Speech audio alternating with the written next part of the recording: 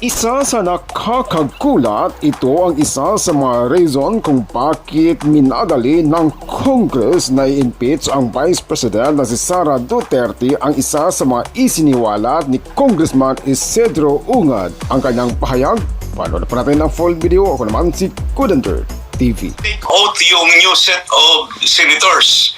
Yung senators, there will be 12 new senators. So, yung previous senators, wala silang majority na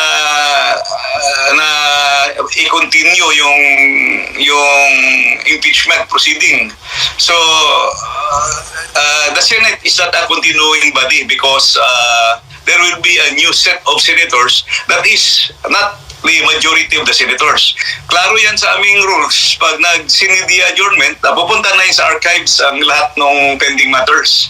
So all pending matters, legislative matters and concerns, and I would say kasama na rin yung impeachment yan kasi there's a new set of congressmen and one half of the senators. So you have to start all over again. You have to start from the zero. So sisimulan ulit yun. They will have to wait for another 1 year before they can file another impeachment against VP Sara.